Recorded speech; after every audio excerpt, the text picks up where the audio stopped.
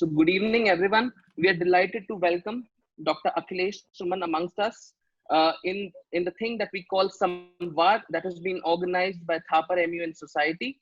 And so we feel that actually a lot of charcha is going on in the country right now. And what we need actually at this point of time is SAMVAAD. So here we are.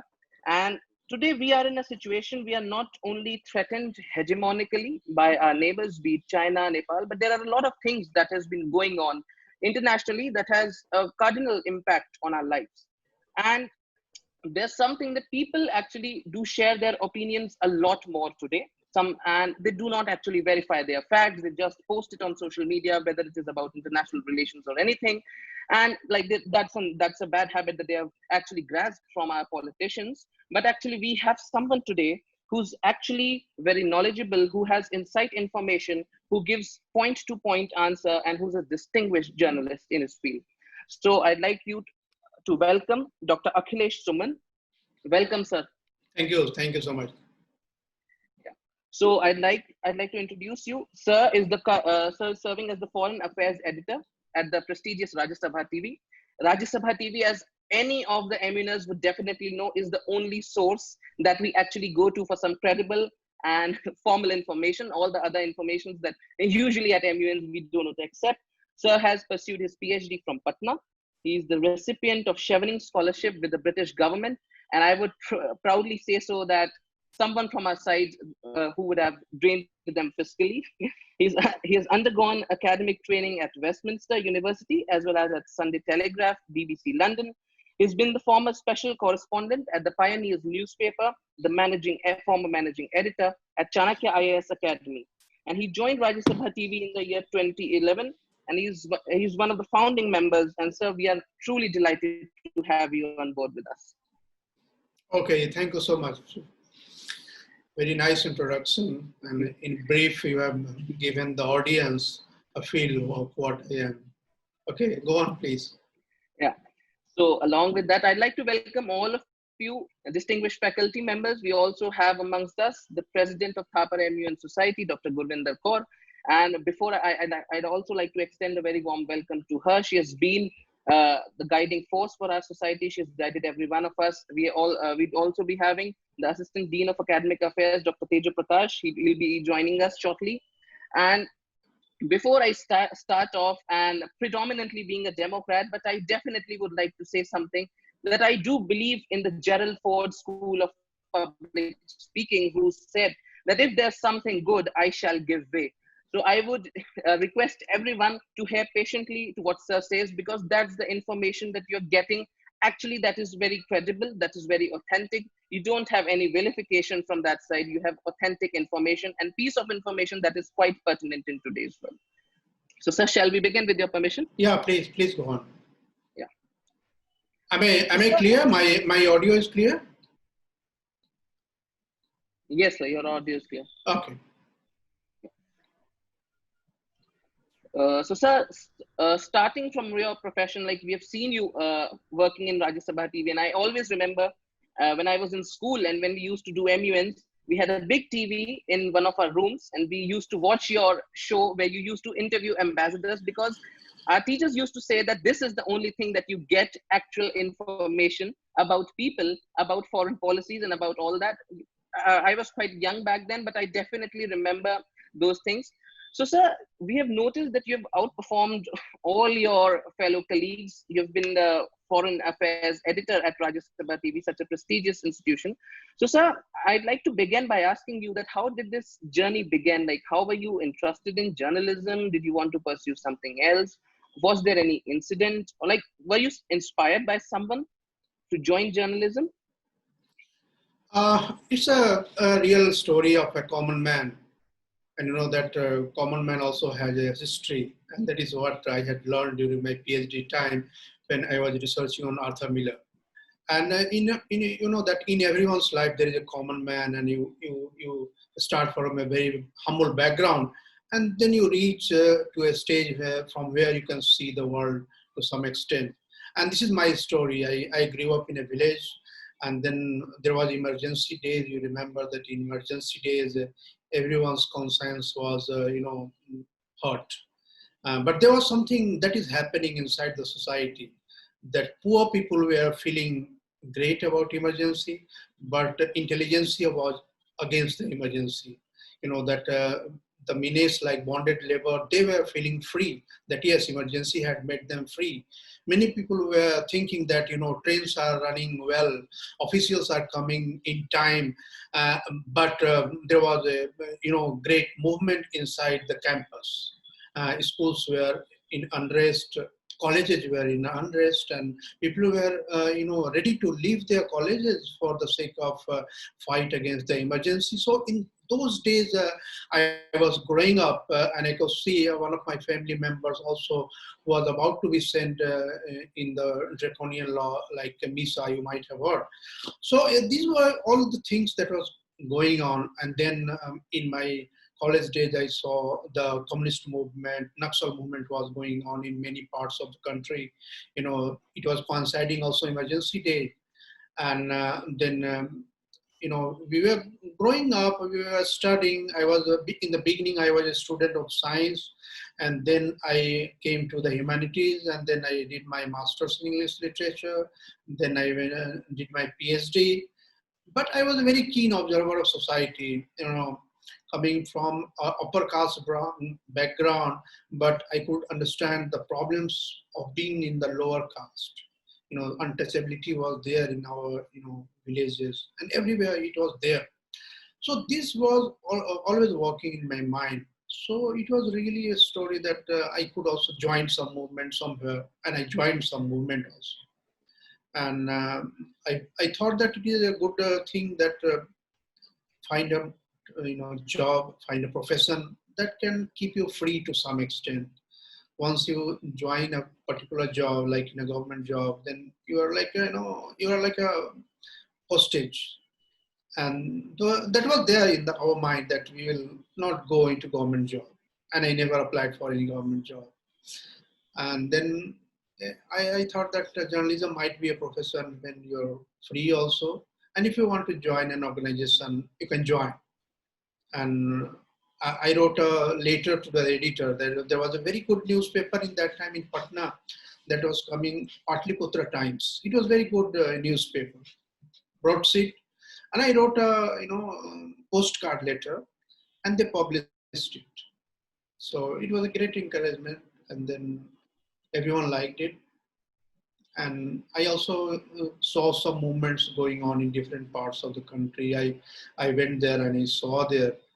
And then I decided finally that I'm going into journalism, because this is a profession from where you can expose some bad things inside the society. And you can also, correlate people and the government. You can also, somehow or other, you can also, pass on the information, pass on the voices of the people to the government, and you can pass on information from the government to the people in a normal way, in a non-bonded way, and in a way that you like.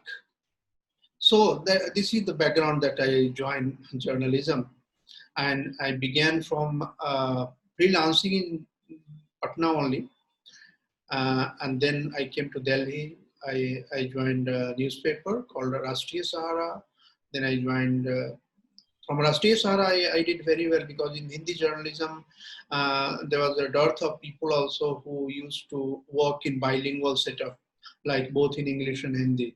So I had decided when I did my PhD that I will work in Hindi, and I work in Hindi newspaper, so that I can pass on what is good in English literature or what is good in English language, and the rich knowledge of English. So that is why I decided to join Rashtriya Sahara. That time Rashtriya Sahara was a very good newspaper in Delhi.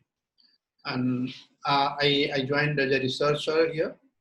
I did my research, and there was a very good supplement in Rashtriya Sahara that time that was called Hastakshep. It was in Hindi, 4 pages. It's like a capsule of knowledge. And that time, there were very few newspapers who actually used to do like that. And in that Hastक्षेप, you could find the interview of Atal Bihari Vajpayee, you can find interview of Jaswant Sinha. All those big shots used to give interview for that, supplement. So that was a very good experience. And then my office decided that I should write editorials, because they came to know that I'm very, sharp. Uh, I make my reactions very sharp. So I was given the charge of writing editorials. Editorials don't have a name, but at the end of the day, in journalism, generally people think that name is everything. But while I was writing editorials, I could find that no, without name also you feel very excited when you see your things getting published. So I liked writing editorials also. And I wrote editorials for a long time. And then my editors, they thought that I should be sent to reporting. And then I came to reporting. I started covering agriculture, left parties, and it was, according to my old training that, agriculture is a very, lucrative field for people who think about society. So it was very good learning. And then I started covering rural development. And I could just tell you that, Sri Raghuvansh Prasad Singh, who died today, he was a great leader and he was a great rural development minister. And he was a person in whose time, Mahatma Gandhi National Rural Employment Guarantee Scheme was implemented.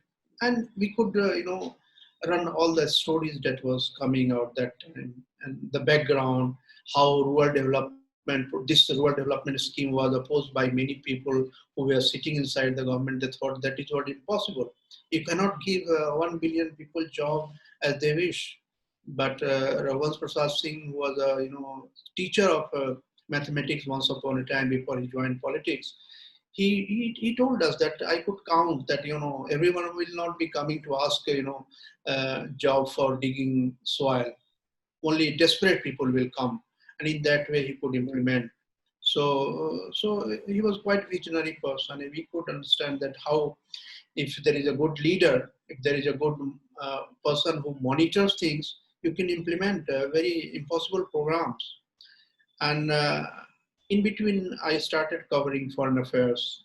And when I was given the charge of covering foreign affairs, I was a bit reluctant, because I thought that there is nothing in that. You just, at the end of the day, once in a week or once in a month, you get a press release from Ministry of External Affairs that one ambassador has been transferred from here to there, and it's like that. But my bureau chief that time told that, no, I think you will enjoy it once you start doing it.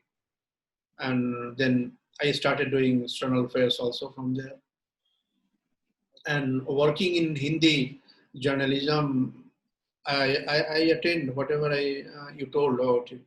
I got Chevening Scholarship when I was doing Hindi journalism. And I was the first journalist in Hindi who got this Chevening Scholarship.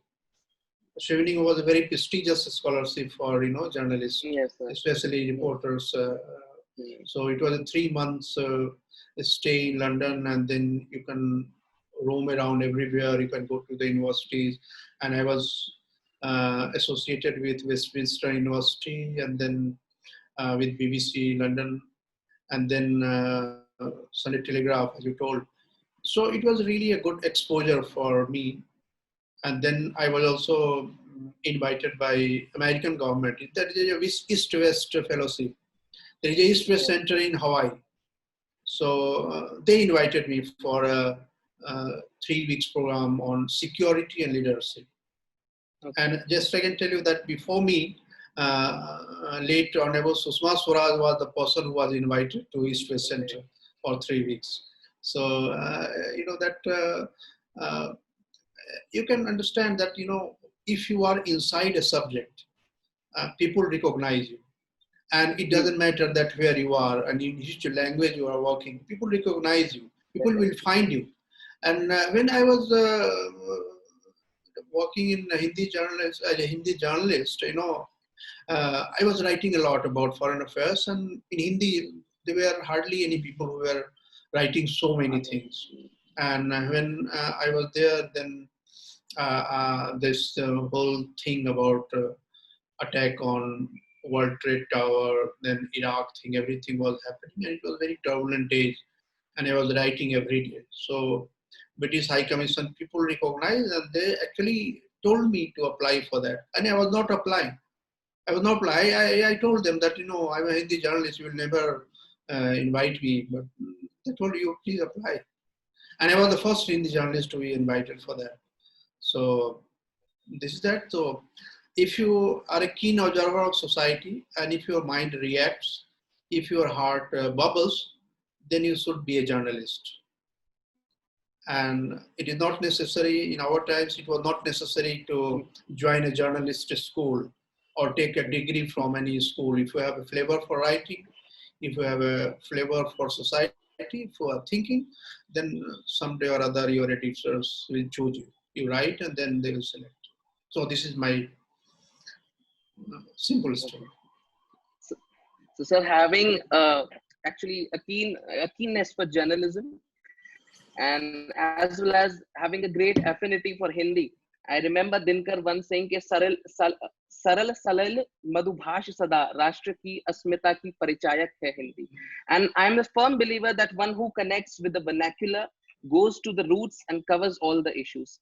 So sir, my next question comes to, as you told that you have actually covered certain magnanimous movements that were actually the turning point, various milestones in Indian political society. You had covered the left parties, the Naxal movement, and all that.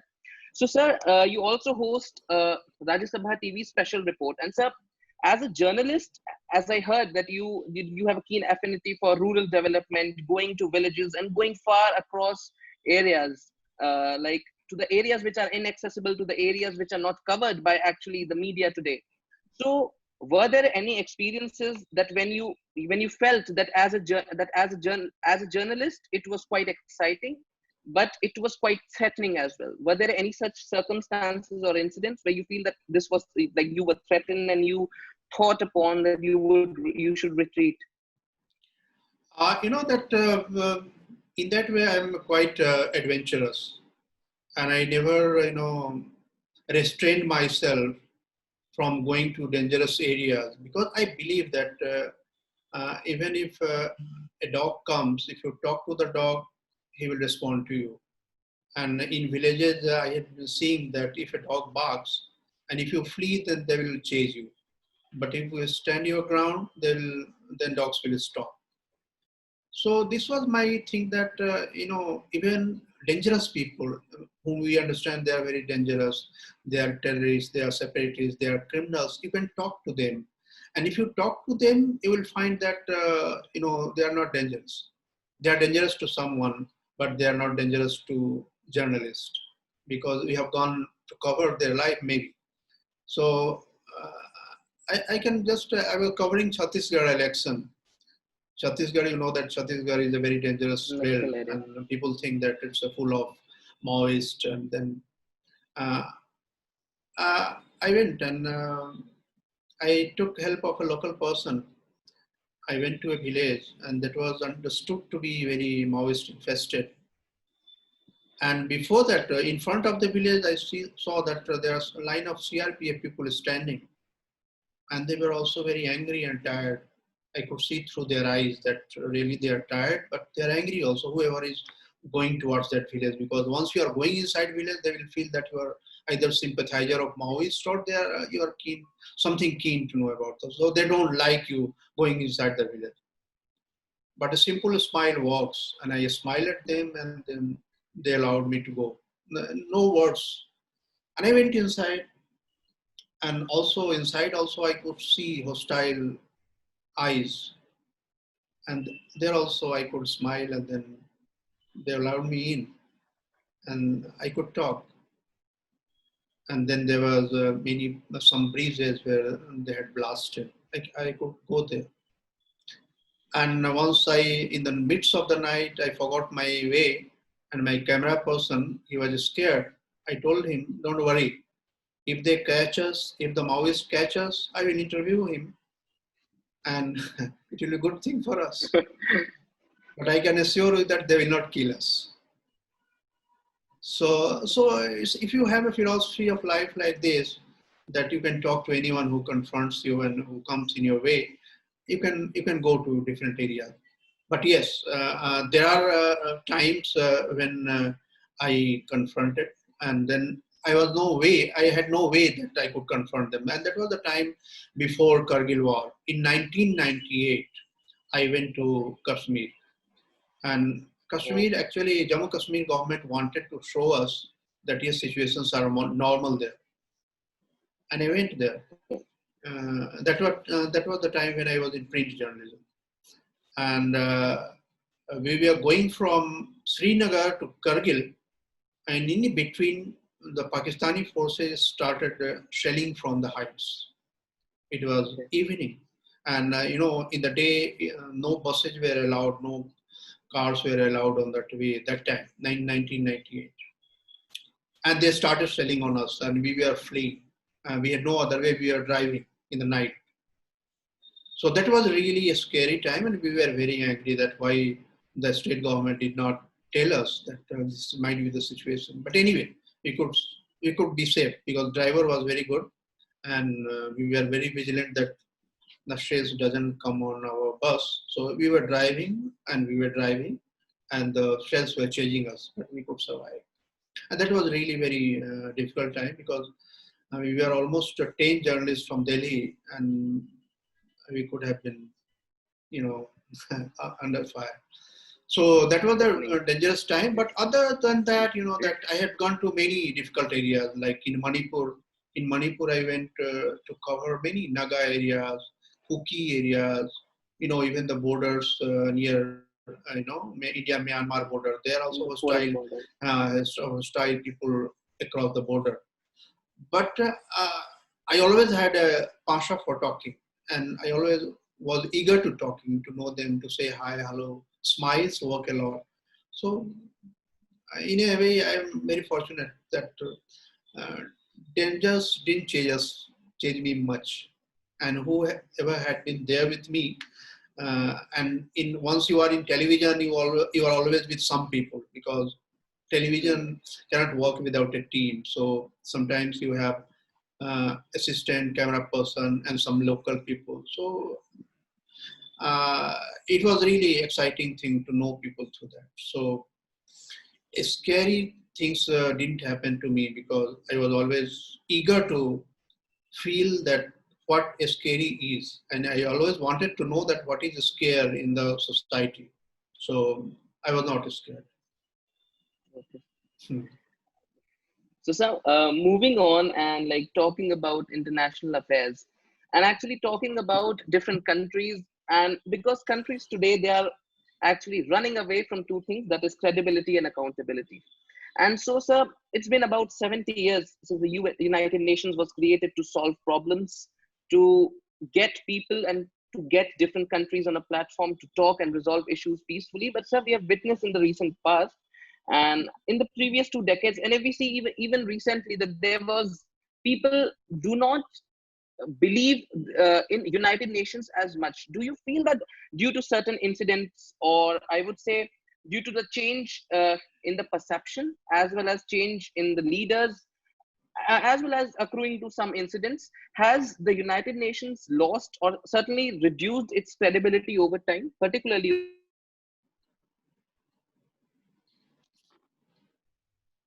over these 20 years? Uh, it's a very obvious thing, and you know that the way debates are going around World Health Organization, you could understand that U.S. President Donald Trump is telling that WHO was hiding something, and Donald Trump is also telling that WHO did not warn us about the impending danger. And you might remember that when China was facing the coronavirus problem, Donald Trump was here in India, and from Ahmedabad he was telling that I know my friend Xi Jinping will tackle this issue of coronavirus.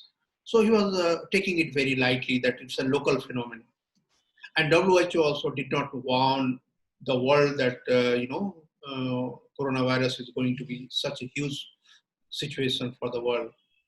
And it is now proved that, coronavirus should not have been taken lightly by WHO at that time. So there is a crisis. There is no doubt about the fact that, the world organizations are facing a real crisis. And this crisis is coming because we did not learn, the world did not learn from the experiences of two world wars. After every world war, there was a, situation that yes, we should unite and we should work together to solve the problems. But the Second World War happened, and after Second World War, United Nations was made, and then that every people realized that unless we create an organization that can help and cooperate, and they can pull resources from all the sides, from rich nations, and resources should go to the poor nations, so that there should be no inequity inside the world. And that was the main motto through which countries were moving, that yes, we should work like that. And then it was made P5 permanent members, and then permanent members, that America, Britain, France, China is also permanent member, Russia is there. So these five members were made like custodian of the world. And if you are custodian of the world, you cannot think just about yourself. Definitely. And the worst thing that has happened in the world, in United Nations, that these custodians were thinking just about themselves, not beyond that. If they were giving some money to the organization, it was just to showcase that yes, their influence would be there. But they were trying to divide the world into their own segments. They were trying to create segments for themselves. So be it USA, be it Russia, be it France, be it Britain, and now you are seeing China. So this is the biggest crisis of the world, that once you create a huge organization like United Nations, and if it starts working at the behest of one country, like it happened during the coronavirus situation in WHO, so it is a very dangerous situation, that it wants to save one country, and it doesn't want to just want to save one country. It wants to hide some information from the people. So I think this shows that the world organizations are in real crisis, and we have to evolve ourselves. And so naturally, people are thinking that we need to revamp the world organization. We need to revolve reinvent the UNO, so that it can represent the realities of today. And today's reality is not the reality just after Second World War. Today, many other countries are trying to stake their claim. Like India is one country, the second largest population in the world, the biggest democracy in the world, vibrant democracy, where elections take place at regular time. And then there is Brazil, there is South Africa. So these are the nations which they want to intervene in the world situation. And I think unless UNO reinvents itself to accept the new realities, and especially the P5 nations should accept that world has changed now after 70 years. So they have to accept that world has changed. And once they accept the world has changed, they have to give entry to other people in the compartment, and then the world will be a different place. So I think that UNO is really losing its relevance. So UNO has to seriously think. Yeah. Rightly said, sir. As Krishna watch, it change is the only permanent thing in the world. And I guess we also be introducing a particular change in our segment. Now we'll be having a Q&A round, sir, with your permission. We'll be having 2 or 3 questions from the audience who've been listening to you and who were enlightened by you. So I'd like to request the technical team to please go for the questions. Thank you, Richard. Guys, those who have questions, kindly raise your hand. Okay, so we have a few people around. Okay, so can we have Jayesh? Jayesh Purohit. Can he introduce himself also? Yes, sir. Yes. Whoever is questioning, can he introduce Yes, he or sir. she? Sure, we will Yeah, ask. We yeah, will yeah, ask you. So yeah. whoever is asking question, give a brief introduction of yourself, like your name, your college, and your year, if you're a student, or else if you are an employee or somewhere, you can just give a brief introduction and then start carry on with your question. So yes, if you're audible, can you keep your mic a little far from you? Hello, my name is Jayesh Purohit. I'm a student from Thapar University. My branch is EC. And sir, my question is, it is a bit out of context, but sir, what are your hobbies? And how do you manage time for your hobbies? Okay, You thank know, you, Jayesh.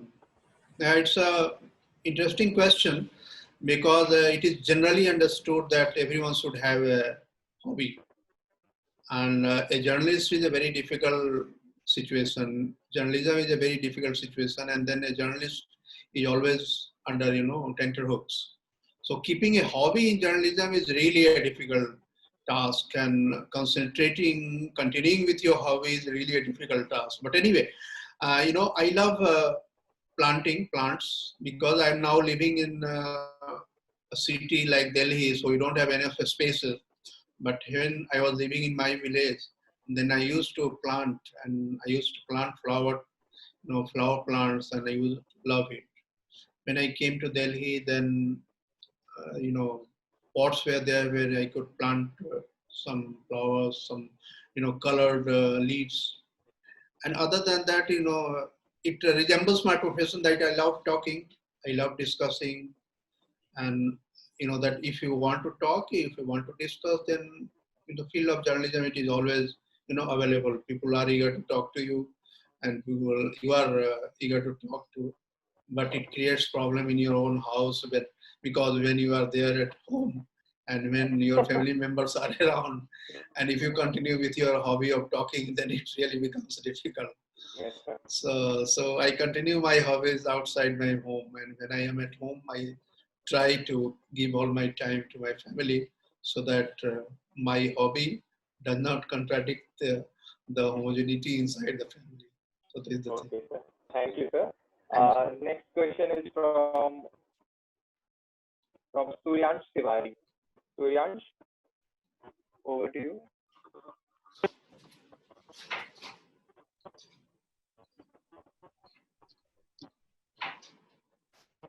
Am I audible? Yeah, I can hear you.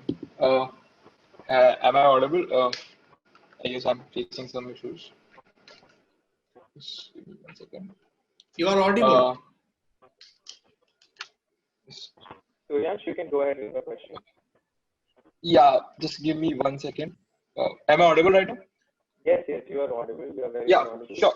Thanks a lot. Very good afternoon, good evening to each and everyone present here. My name is Suryansh Tiwari, and I am a mechanical engineer. My question to Mr. Akhilesh Suman is, do you think that international media has issues, and are they portraying it? I think there's some technical issue, Suryansh. Can you repeat your question? What about? Yeah, I'll just repeat it. I'm very sorry, but my question was, do you think that the international media has been ignorant of Indian issues, and if they are talking about it? Okay, Suryansh. So we get your point. Sir, what he means by his question is that, do you think international media is ignorant of the Indian issues? Like it is giving less attention to the issues which are the problems which the people of India are facing.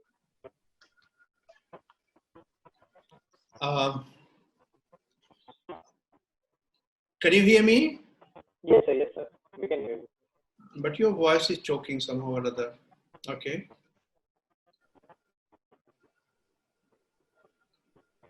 Yes, sir. We can hear So you. he wants to ask me that whether international media is ignorant of issues inside India.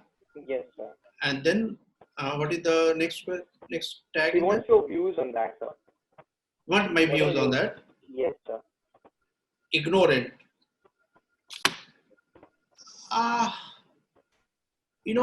Generally, media has a perception, there is no doubt about it, about everything. And when a media person comes to any country or any place, it wants to work according to that perception. And India has for long, there was a perception that India is a backward country. So international media also had a perception that India is a backward country. And India has so many, complicated issues inside itself. It's like, big elephant and a blind man's story. That if a blind man just touches, an elephant leg, then it will think that, elephant is like this. So India is like that, such a diverse society in the world. Uh, you cannot see at any other place as India is. And, you know, after walking for 5 or 6 miles, you will find a change in the tone of the language. So this is that country. And for international media, it is really very difficult to understand the whole of the country. So naturally, media is generally the world media, Indian media, every media traditionally has been covering the dark sides of society. Generally, it is the natural, teaching in the media earlier that you cover what is left out, who is left out. So that is why you will find that in international media only the stories that are not very bright story, that does not present any big picture, that doesn't present any, bright picture of the country. It is a normal tendency of the media. All of us are trained in that you have to catch the issues that has been ignored by the government, that has been ignored by the mighty in the society, and that had been ignored by the normal media inside one country or the world. So I think it's very natural that it cannot say that India media is ignorant about India, international media. Media wants to project the things that has not been heard or that his audience might be wanting to know about it. So everyone knows that India is growing very fast. But some parts of the world media will also show you that even if India is growing very fast, but there are some dark spots in India. So I think we should not be very perturbed about it if some international media is covering some stories of poverty, some stories of suicide, some stories of gender issues. India is trying itself, and international media or any media is trying to portray it in a way it wants. So I think it is not a question of being ignorant. It is a question of choice. So what you want to write, what you want to show. So media knows things that what is happening, but media wants to project or portray certain things in certain manner. So this is the thing. Thank you, sir. We'll have one more question in this question answer round. We have one more question and answer round planned towards the end of the session. So the next question we can have Utkrish. Utkrish, are you there?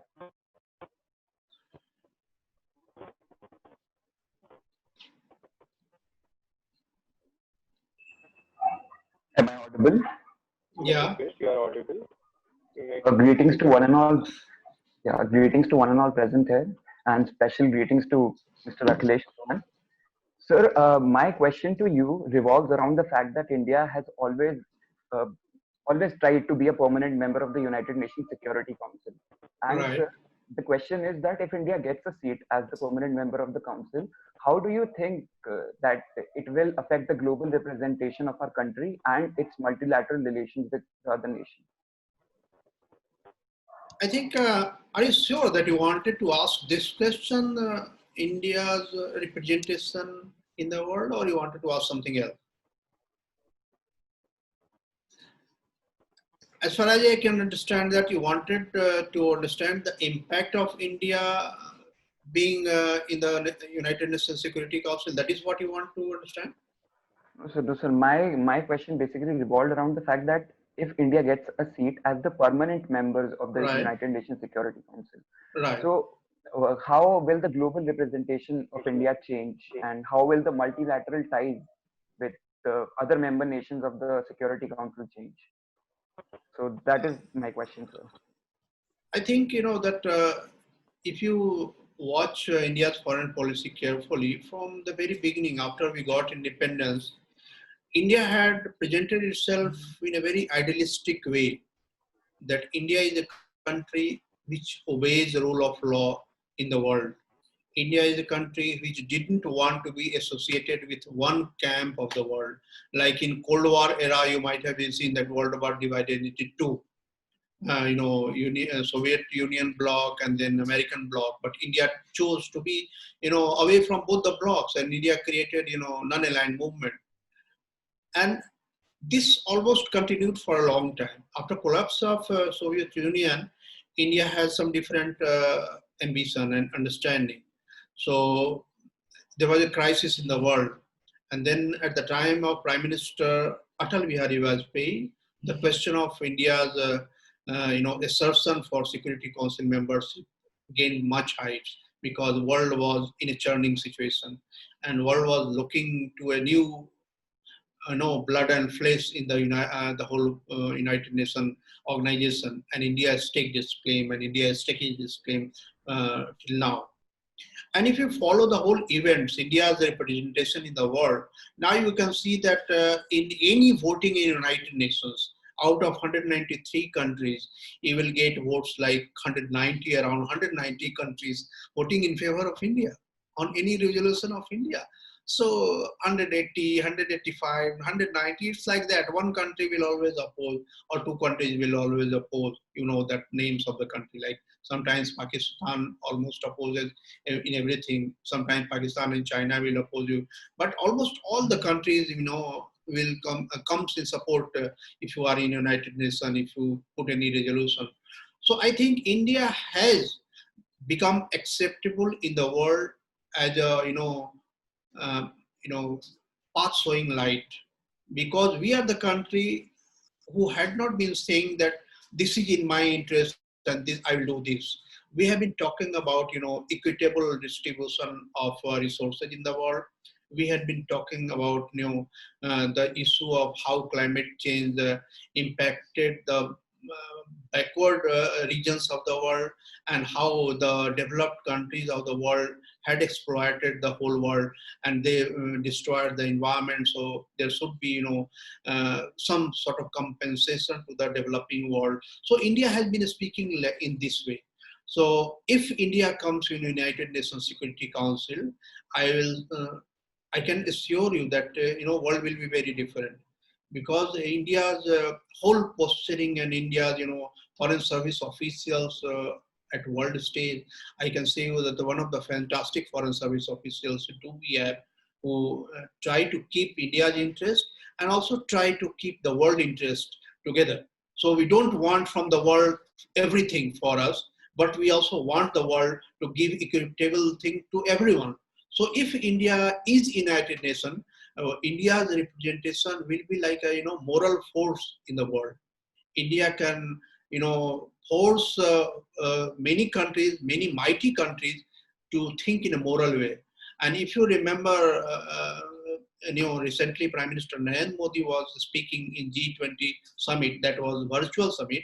He told that world has to think differently now, and world has to think not only in trade and profit terms, but world also has to think in terms of how you can give employment to the most of the people, how you can give livelihood to most of the people. So if India enters into United Nations Security Council, these are the questions that will be gaining ground, and India will create a situation in the world when mighty countries are forced to think beyond their own interests. So I think our relationship with the world will be much better than relationship of Chinese or Americans or other countries are there with the world. Thank you, sir. Sir, we will have more questions as we move ahead with the discussion. Yeah. I would like Ruchir Sharma to continue the discussion part.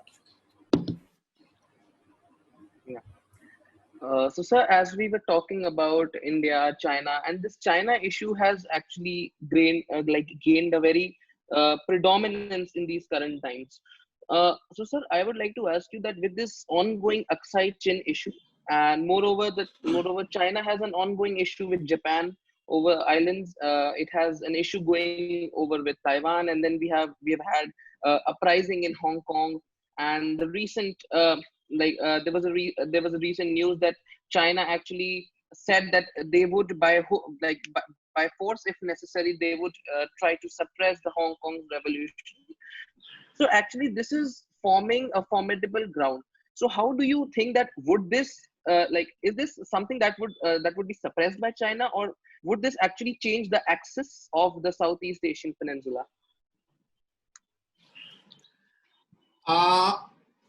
See, there are two things in this. One is China's internal issues, and another is China's external issues. So China, Hong Kong or Taiwan is a China's internal issues, and India recognizes both Hong Kong and Taiwan, even Tibet, as part of China. So India has always been telling that it's a one China policy. Even though we have sort of relationship with Taiwan, because practically Taiwan is not inside Chinese mainland, and practically China is a separate, nation situation. So Taiwan representatives are there, and they are not told ambassadors. They are told representative of Taiwan. So because Taiwan exists beyond China, and China could not till now take Taiwan inside its own administration. So Taiwan is an issue that China has to resolve. But Taiwan is also an issue that one of the groups in the world, like American, always want that Taiwan should assert and Taiwan should be away from China. So Taiwan has a backing of all those modern democratic countries. So India's position is not, like Americans. India still believes that Hong Kong, China, Taiwan, they're all part of one China. But outside, if you see outside, like you see various islands and all those things. So, there is a normal tendency in every country. Every country which becomes mighty, which becomes, wealthy, which has some influence in the world, they, don't want any, part of their territory to create such a situation that they can go away from them. So if you see the history of every country, like churning had taken place in America also, churning had taken place in many parts of Europe also, and churning had taken place in Soviet Union also. But there are different type of situation. Like Soviet Union declared that whoever wants to go away from Russia, they can go away. Like at the time of Gorbachev, there was perestroika and glasnost took place, and then many countries decided to go away, separate themselves from Russia, and there they are separate countries. So if you allow, if the government of the day allows that, yes, you can go away from us, you can go away from us. So these are all Central European countries, East European countries, they all are now independent. But the case is different in China. China is not allowing Hong Kong to go away from Chinese mainland, Chinese, administrative control. China is not going to recognize Taiwan for quite some time. I don't know when they will be recognizing. It depends. So let's forget about it. Once China allows themselves to go away, they will go away smoothly. But if they don't, they have to assert. So every movement has its own dynamics. So if Hong Kong people wants to live in a dual system, if they want to accept it, they will accept it. So movements are part of, the world culture. Movement takes place. Even if you are not a democratic society, still you cannot ensure that there will be no movement inside your country. Even in the fascist countries like, Germany also, there were movements. And that is why, Hitler, killed so many type. They killed lefties, they killed liberals, then they started killing Jews. So movement is a very natural, process and phenomena in the world. And the way we evolve, the way we become modern, the democratic sense also comes in the mind of the people. So how the government always want to keep pace. So movement, they allow movement to some extent, and then you have to control the movement also to some extent. You have to talk to the leaders. So if China develops such type of statements, if such type of acumen, it's okay. If they can't develop such type of acumen, they will use force, and if you use force, then it creates confrontation. So in confrontation, whoever wins. But there was a different history in Britain then. Britain allowed people to vote whether you want to go away from from the whole European Union, or you want to be inside the European Union. Britain allowed people to vote, and people decided that we will go away from European Union. And then they also allow Scotland to vote that whether you want to be in Britain or you want to be away from the Britain. So they allowed to vote, and then they decide by vote they decided yes, we will live with Britain. So there are three models, and these three models what is moving around. So you have to accept it as it is. You cannot condemn it, you cannot criticize it, but you have to see it. And you also have to see the prism from yourself that we also have a country. We also have a big country. We also have to see the situations. We have a diverse society, how we are dealing. And if I tell you that Africans, when I meet the African ambassadors, they always tell me that we have very, many tribes inside our country. Like I was talking to a Ethiopian ambassador once, and she told me that at one time there was, a strife in our country. Groups were fighting against each other. Warlords were fighting against each other, and then they wanted to divide the country.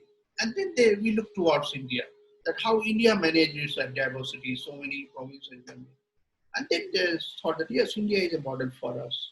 And we created our country like this after revolution.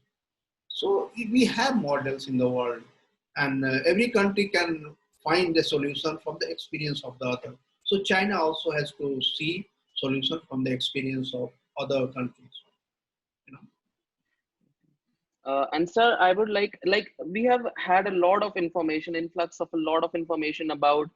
We have the opposition suggesting some ways. We have people who wish to act as a mediatory between India and China. Then we have people who suggest that we go to United Nations. We have people who suggest, like, there are umpteen number of solutions. But what I would like to ask is that what's your personal opinion whether a diplomatic approach or an approach like that, a strong approach like India has adopted, which India adopted using during Doklam as well, like Dr. Jaishankar met with his counterpart in Shanghai Corporate in SCO, and similarly Dr. Rajnath Singh met his counterpart, his Chinese counterpart there.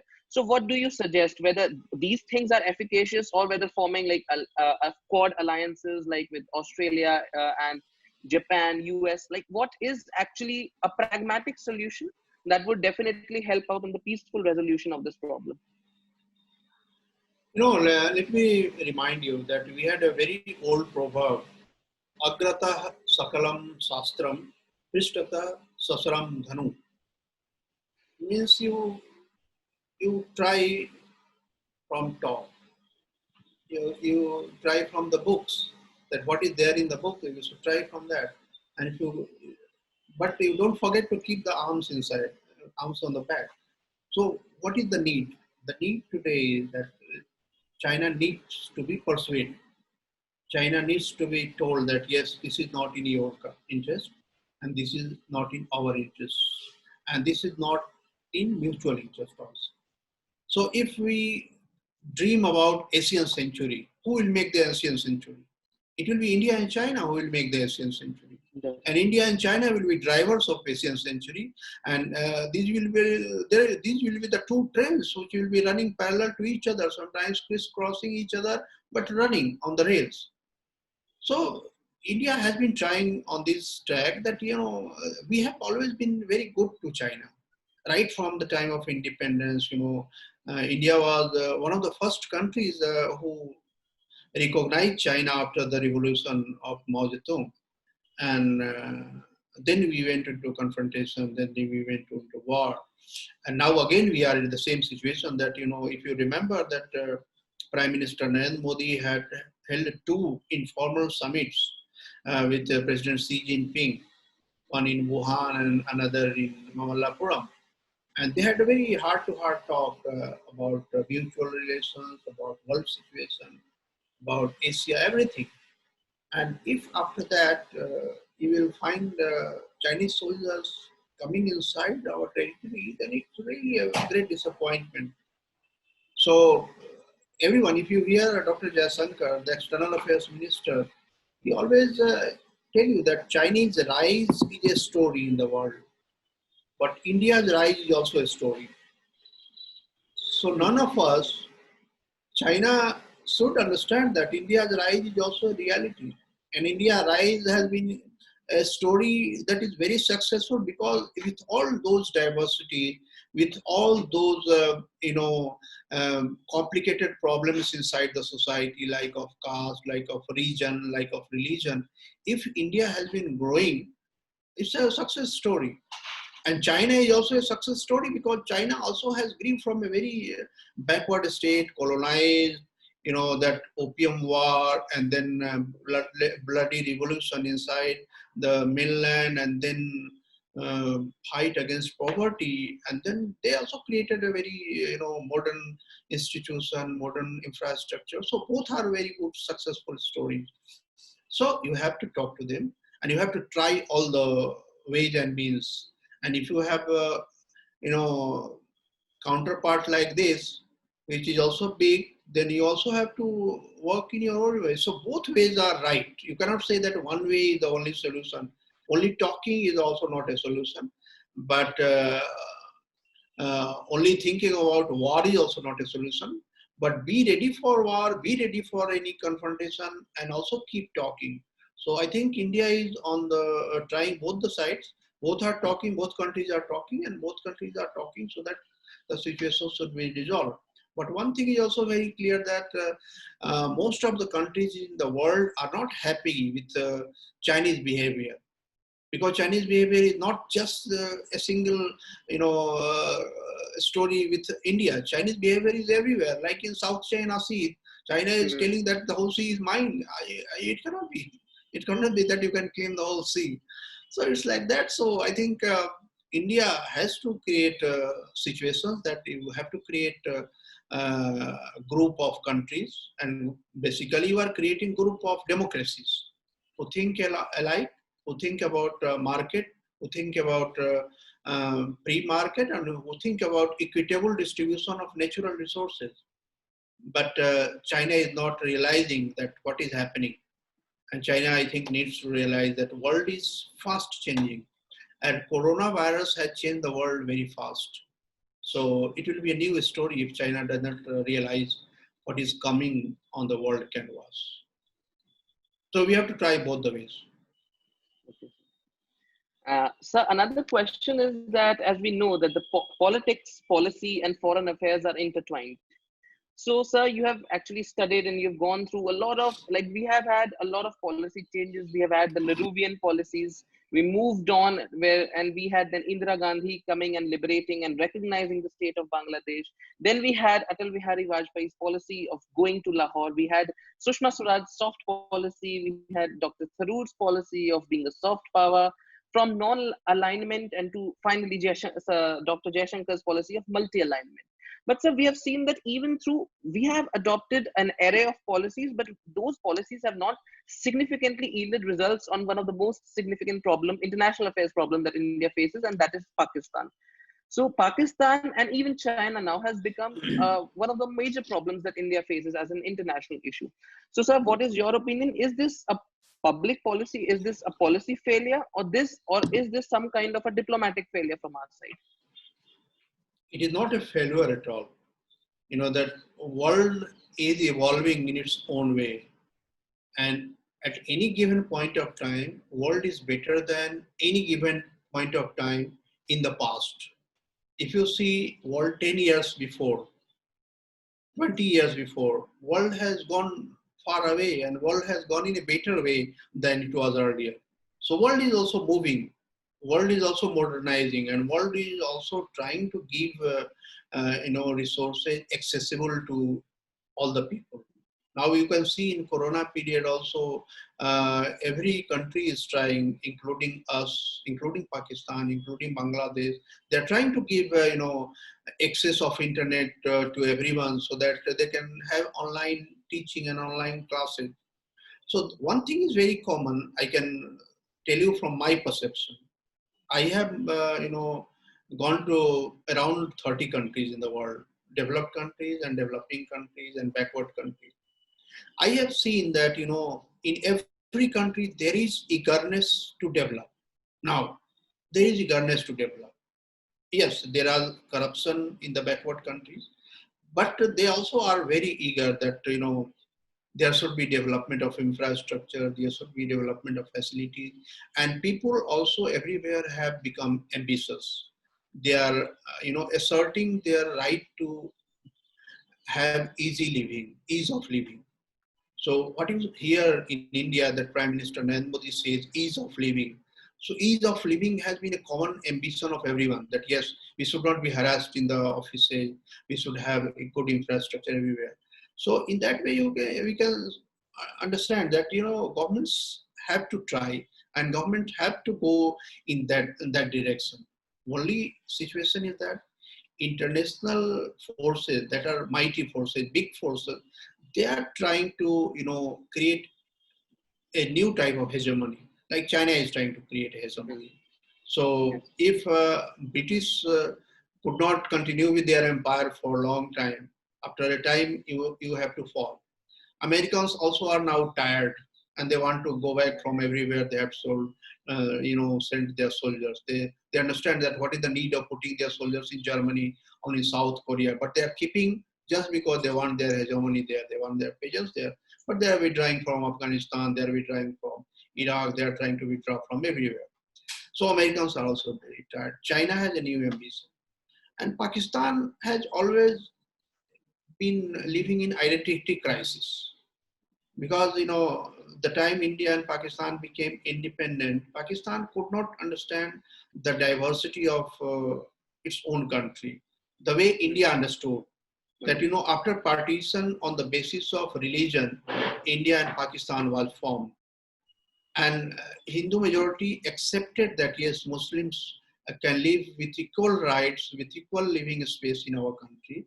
Why cannot Pakistanis should understand that yes, Bangla speaking people should also live like a Punjabi speaking people or Sindhi speaking people. So that was their failure. So they failed in that understanding.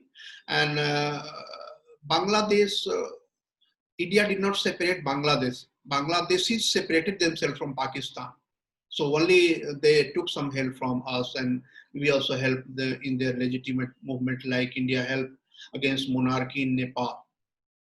India also, persuaded the monarchy in Bhutan, and Bhutan monarchy is very good, and they understand the reality of the day, and Bhutan became a democratic country.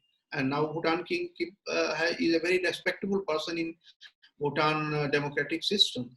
So if any government of the day does not understand the reality of the situation, they will face two types of situation. One is the identity crisis. If you see other countries, neighboring countries developing, then you will feel a complex. And in that complex, you will do something stupid things. So Pakistan from the very beginning, they were doing very stupid things. Like they could not reconcile with Bangladesh, they could not reconcile with Jammu and Kashmir. So Pakistan's story will continue for some time. But there is a silver lining. There is a silver lining because their economic distress is growing. Now, if China becomes really successful in making that road to Gwadar ports, then I think Chinese will also intervene in Pakistan, and they have to compromise with their sovereignty. And then they might have to act differently. So China-Pakistan story is really very interesting, and we have to see that how it changes, because there is threat on Pakistan also to lose their sovereignty, but they also have an opportunity to grow. So let us see that how Pakistani choose. And there are not only state actors, there are three actors in Pakistan. One is civilian government, another is army, and the third is the terrorists. They have grown. So these three have to reconcile with themselves. So India is not threatened by either Pakistan or China. India is a sovereign. India has a sovereign movement, and India has a sovereign speed and velocity with we are working. If you are selling on our borders, we are also selling. So we will sell. So you have to understand that you are doing for yourself or you are doing for us. So I think We are living in a different era, and a very interesting era. We are seeing it. Thank you, sir, for your views. I would now request the technical team to start with the second round of Q&A. Hello, am I audible? Yes. Okay, so we are here with the second round of question answers. Participants can raise their hand.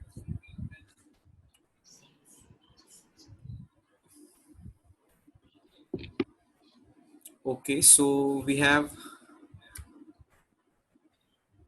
Shyam Vimal sir. Sir, you may ask your question. Sir, only one question. I mean, because the other question which you asked in the chat box is already answered. Okay. So you may ask the second question which you had. Hello, am I visible? Hello? Hello? Yes, sir. Am I audible? Yes, sir, you're audible. Okay. Hello, myself is Shyam. I'm a EC engineer. And Yes, I want to ask a question to Dr. Akhilesh Suman that how is India reacting to new China-Iran bonding? If you remember, when Rajnath Singh was there in Russia recently, he came via Iran. He went to Tehran also. And when Dr. Jaishankar went to attend SCO ministerial meeting, foreign ministers meeting, he also came via Iran. He also stayed for some time in Tehran. So I think India has its own independent understanding with Iran. And India-Iran understanding is also quite strong. India understands, and India has not gone against Iran any time, though we have also some issues about the way Americans think and the way we think. We don't think the way Americans think. But if America puts sanctions against Iran, it doesn't become feasible for India to continue with our normal relationship, because our relationship with America is also so intertwined that we will have to, follow those mandates of sanctions. Yes. So India and Iran relations are quite independent of China-Iran relationship, and we are making port there, and Iran is allowing us to trade via that port, and we are sending our things to Central Asia, especially Afghanistan. So whatever China does with Iran, now every country in the world understands that China's relation with them is also full of danger, because the Chinese resources, if they go with heavy, burden of debt.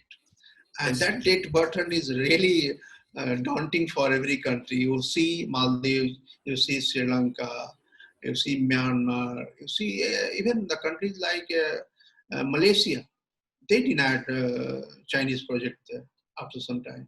So I think Iran is quite realistic, and Iran also wants to keep close relations with us if they have any relation with China. So Iran also wants to utilize the resources of China, and Iran also wants to have very good relation with us, utilize our goodwill with the world. So I think China-Iran relationship is not going to impact India-Iran relationship, because it's a real world, and every diplomat in the world understands the reality of the situation. And Iran has to solve its problems with America.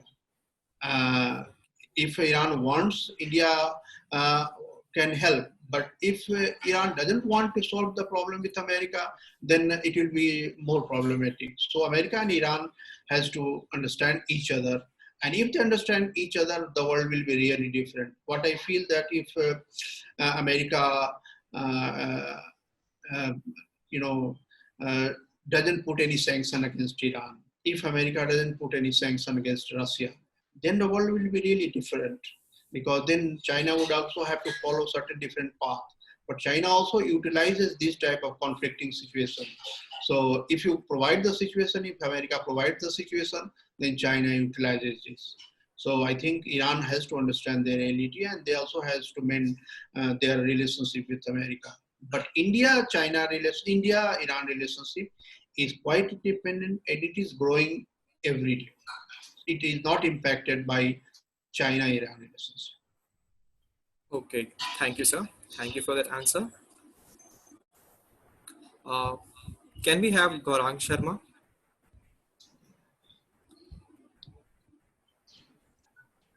Hi, am I audible? Yes, Yeah. Gaurang, you're Yeah. audible. So, good evening, sir. Good My evening. name is Gaurang Sharma, and I'm a senior year student at Thapar Hmm. and member of the Thapar MUN Society until the last semester. So, it gives me immense pleasure to see these kids organizing such a wonderful session. Kudos to the team for that. And, sir, it was an amazing experience hearing your phenomenal journey of journalism. So my question is that we have events going around the world that are yet to alter or are already altering this stage of international diplomacy. For example, the US presidential elections of 2020. So my specific question is, which candidate, according to you, would serve as a better president for the Indian interest, since at these times, US diplomacy, US support is all the more important to us than ever, given the Sino-Indian feud as well and other events across the globe. You know, according to my observation for quite some time, you know, right from Junior Bush till now, every regime in America, every government in America has tried to be in good terms with India. And every government in India have always tried to be in good terms with America. So both the countries have, started coming out of the bracketed relationship. So I think it doesn't matter too much whichever government comes in power in after the coming election, presidential election in America.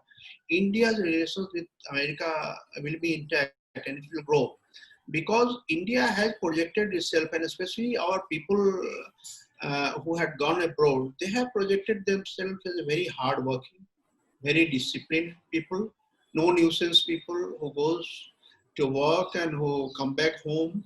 They are not creating any problem in the society where they live. So even so Indian who are living abroad also have created a situation of gelling together between the two countries. And Indian people who are in India but who think big, who think high, and you know that Indian people are always ambitious. They always want to come from a village to Delhi and from Delhi to abroad, from village to abroad directly. So in such a ambitious country, America cannot, have a bad relationship. Any regime will have to have a very good relationship with India. And even if Donald Trump is elected again, there will be issues between India and America about this tax thing, about the issues around H-1B visa. So we appreciate that every country has their own problems. Every country have their own evaluation that after 20 years or so, how will you regulate your society. So America also have the right to regulate its society the way they want. They want to give employment to their people, they will give. But if they choose outside people to get employment there, they will have to choose Indians because we are the best. So Americans will always like to invite Indian young people, invite people from India who will go and work in prosperity of their society, their country. And Indian government has always taken the position that in the talent pool, India has always been performing the best. And if you want the performers, you will invite Indians. So H1B visa also they have spoken, but you might be knowing that no H1B visa has been rejected from Indians. It is continuing like it was earlier. So like any other country, America is also thinking its own way, and they are also under great debate. And American democracy is quite a strong democracy, and they also react. They also have incorporated many outside countries people like blacks, like Asians, like Latinos. So India also has its own diversity. So we are two great democracies, and two great democracies will need each other. So it doesn't matter that whoever comes to power, India's relationship with America will go. There should be no doubt. Okay. Thank you, Gaurang. Thank you, sir. I think this is a lively conversation. This is a inclusive two-way conversation that we are having here. But still, we face some time constraints, and maybe this will be the last question for Samvad. So we are going to recognize Aditya Kumar. Aditya, yes, please start with your brief introduction and then go ahead with the question. Good evening, sir. Good evening. I'm Aditya Kumar. I am a second year student at Thapar. Sir, first of all, it has been a delight listening to you. I heard the part where you encountered your interactions in Chhattisgarh. That's really inspiring. So, sir, my question to you is, do you think that there has been a shift in the usual methods of campaigning as compared to the previous ones? Electoral campaign? Yeah, the campaigning in 2019 as compared to the previous ones. Sir, I would just like to add few points to this question. Even I had the same question. Like, how would you consider the 2014 and 2019 general elections, comparing it with the previous or the prior general elections which were happening in India? How do you think these two general elections were different, not just on the campaigning part, on all aspects? How would you compare it? Right. I have got an opportunity to cover almost all the elections in my journalistic time. I had gone to almost all the states to cover election. And when I go to cover elections, or even when I'm going abroad, I always try to go to a village so that I can understand the pulse of the people. So in that way, you can say that, the emergence of Narendra Modi is also a phenomenon in Indian politics. And before Narendra Modi, before 2014, Indian elections were being fought in a traditional way. People were raising questions. But one conjecture, in the time of Prime Minister Atal Bihari Vajpayee, the election that he lost, India shining, Pramod Mahajan was his, lieutenant.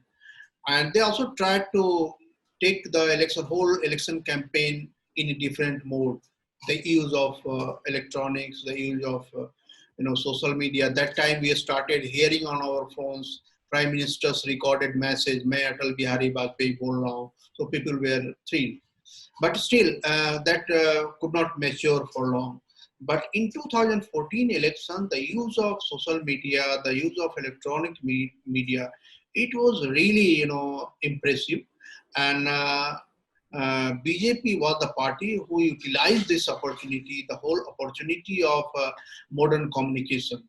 So I can say to you that, Narendra Modi is a leader who understands that how to utilize the modern equipments, modern technology in political issues, and he uses it. And because he used all those modern techniques, I think he was successful in 2014. And in 2019 also, I think he utilized all the opportunities. There were contradictions, that the way he could commit, he could not manage to get all those, ambitious goals. But he could persuade the people through his conversation. And he was conversing with people every day. On television, you can see Prime Minister Narendra Modi speaking to people almost every day or alternate day. So there is hardly any day or 2 days when you are not hearing Prime Minister Narendra Modi. So the way he converses with people, he's always conveying his message to the people, and he's telling his Man Ki Baat. So Man Ki Baat is also becoming a very good thing for him to connect with the people. So election campaign in 2014 and then in 2019 has really become modern, though it has become expensive. It is using electronic technology, modern technology on all ways of communication, all social media. So I think it's an impressive thing that Indian electorate has got, and they are getting all types of information. They are getting information from the ruling party side also, and from the same media from the same social media. They are also getting information from the for opposition party also. So there is no dearth of information nowadays. The question is that people has to believe. So people are believing in Prime Minister Narendra Modi. So Prime Minister Narendra Modi is winning, and he won for the second time. So the story is that whether politics can utilize the modern technology or not. The BJP has proved that you need to utilize the modern technology in election campaigns also. You cannot just rely on the old techniques of Nukkar Natak or going to villages. You have to have conversation with people all through the day, every day. So this is the mantra of success of BJP. Thank you, sir. Thanks a lot. Now I would request Ruchir Sharma to carry ahead the discussion part. So, sir, I would really like to thank you for this very informative session, and on behalf of the entire Thapar MUN society. But I'm a big fan of Churchill. I'm quoting him as he said that I, whose youth was passed in the tranquil glories of the Victorian era, and we have our president amongst us. Our society developed under her scepter. So I would like to call upon Dr. Gurvinder Kaur to extend a vote of gratitude to sir. Thank you, ma'am.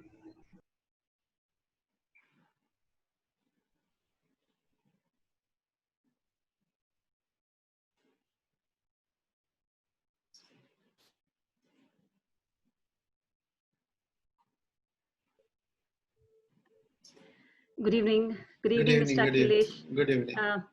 It was such a wonderful experience. I've been here throughout the session, throughout the webinar, and it was such a wonderful experience. You know, really? just listening to you. Really? Yes, it was. And you know, we've all been looking at you. We've all been following you. You know, I've been following you, the Rajya Sabha TV and all that. But interacting with you like this is something that had never happened. You know, you were just a figure far away on the television. Right. And now you are right on my computer screen, and we can talk to you. So that's a wonderful experience. I know you're very busy, and especially with the situation so volatile up in the extreme north. But I'm sure you're used to all this. But then the demands on your time are so much that it's such a big pleasure, and we are deeply grateful that you could take time out of your busy schedule to talk to the youngsters. Mr. Akhilesh, you will agree with me that the youth of India, they need to be brought out of their Facebooks and WhatsApps and to be brought into the mainstream by becoming aware of a lot of things. Because a few amongst them are going to be leading the country in a few years from now, and I hope that they can do it in a much better way, which is being done right now. Thank you once again. And I was really impressed by the simplicity with which you answered the questions, the patience, and the simple analysis. You know, the words were so simple, yet so deep and so understandable. I think as a teacher, I need to learn a lot from you on this call. I think I also need to compliment my team of MUN. Ruchir was very good as somebody who was asking questions, Anurag, Yash. The entire team of MUN has been working around the clock to make the society a very big success. And of course, my compliments to the large number of participants who turned up, the ones who asked questions, but the ones who also listened very, very patiently. I wish in the future, instead of this virtual interaction, we can request you to come over to the institute when the situation becomes better, and we can interact with you physically. Thank you so much. Thank you once again, Mr. Suman. It was a pleasure listening to you. Thank you so much. Thank you. Thank you, ma'am. Okay, sir. Sir, just before we finish off with it, can we have last few message you can say, or a few general guidelines for the youth or for us on how we can come out of what ma'am said from Facebook and Instagram, and how we can contribute to the nation? A general guideline for us.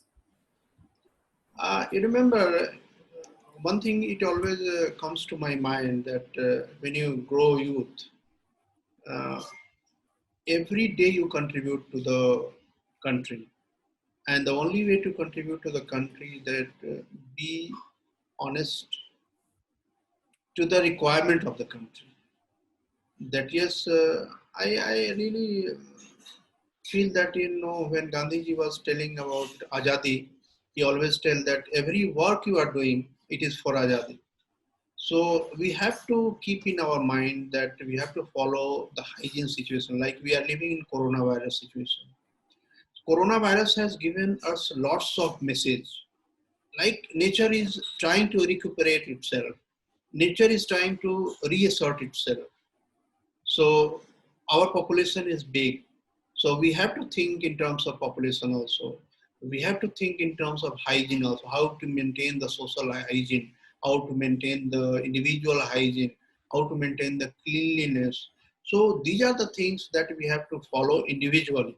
Only, municipal workers will not do everything. So we have to maintain our individual hygiene. We have to maintain the social hygiene. Other than that, that we have to understand the diversities of the countries. Our country is very diverse. So we have to recognize that every diversity has a value. So we need to respect the diversity. We don't need to look down anyone because of his caste, because of his color, because of his religion, and because of his ethnicity, his or her. So young people in India needs to understand, because this is the generation which has not seen many movements. This is the generation who has seen growing India, prospering India. And this is the generation who has seen the situation like reservation.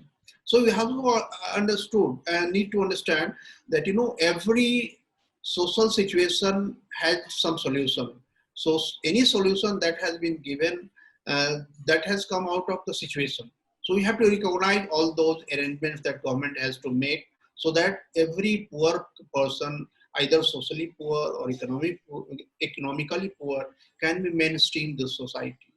So our main urge to the young people in the country, that recognize the diversities, grow away, break the caste barriers, and try to feel like an Indian, and follow your passions. Thank you, sir.